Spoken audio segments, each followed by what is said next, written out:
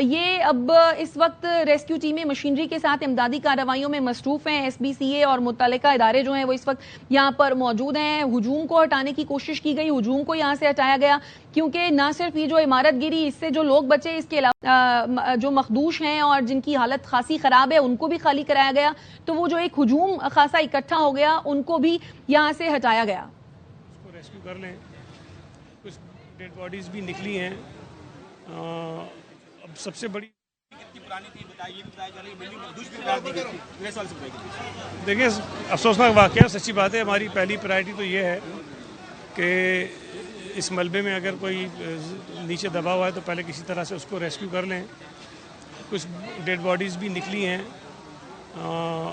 اب سب سے بڑی جو پریشانی ہمارے لیے یہ بنی ہوئی ہے کہ ہم نے بہت ساری عمارتیں ہیں شہر میں, خاص طور پہ اس علاقے میں بھی, جن کو ڈینجرس ڈکلیئر کیا گیا ہے اور بارہا وہاں جو مکین ہیں ان کو نوٹس ایشو کیے گئے ہیں کہ وہ یہاں سے نکل جائیں, خالی کر دیں. لیکن ظاہر ہے ہم بھی اس بات کو انڈرسٹینڈ کرتے ہیں کہ غریب لوگ ہوتے ہیں, ان کے لیے بلڈنگ چھوڑنا بھی مشکل ہوتا ہے. لیکن میرا خیال ہے کہ جان سے زیادہ عزیز جو ہے وہ کوئی چیز نہیں ہوتی. انہیں اس بات کو مد نظر رکھتے ہوئے بلڈنگیں خالی کر دینی چاہیے تاکہ وہ ہم خود ہی ان کو گرا دیں اور اس کے بعد پھر وہاں جو بھی تعمیرات ہونی ہوں.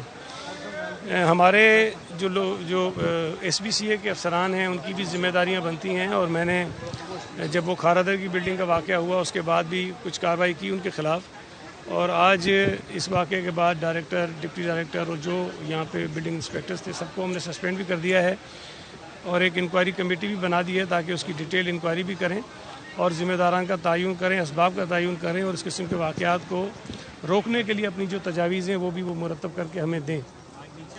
یہ میں پھر کہہ رہا ہوں کہ ایک بات میں ہر جگہ بار بار کہتا ہوں, شہریوں سے اپیل کرتا ہوں کہ یہ جو اللیگل کنسٹرکشن کا ایک عذاب ہے شہر کے اوپر, جو مافیا ہے جنہوں نے لوگوں کی جانوں کو عذاب میں ڈالا ہوا ہے, ان کے خلاف تو ہم کارروائیاں کر رہے ہیں. لیکن اس میں جب تک شہری ہمارا ساتھ نہیں دیں گے ہم اس کو نہیں روک سکتے ہیں. میں شہریوں سے بار بار گزارش کرتا ہوں کہ آپ اپنی بڑی محنت کی کمائی سے اپنا گھر لیتے ہیں, اور اگر کسی ایسی عمارت میں لیں گے جس کی اپروولز نہیں ہوں گی, جس کو کسی ادارے نے چیک نہیں کیا ہوگا, جس کی مٹیریل کی کوئی گارنٹی نہیں ہوگی, تو پھر خدا نہ خواستہ اس قسم کے واقعات 10, 15, 20 سال کے بعد واقعات ہو جاتے ہیں. اگر شہری ان عمارتوں میں اپنا پیسہ لگائیں, اپنا گھر خریدیں جس کی باقاعدہ اپروولز ہو بلڈنگ کنٹرول سے, تو ان کا پیسہ بھی محفوظ رہے گا, ان کی جانیں بھی محفوظ رہیں گے, اور خدا نہ خواستہ اگر کوئی واقعہ ہو تو ہم نشاندہی کر سکتے ہیں کہ کون بلڈر تھا, کس نے کام کیا تھا. یہاں تو انلیگل بلڈرز کا کوئی ریکارڈ ہی نہیں.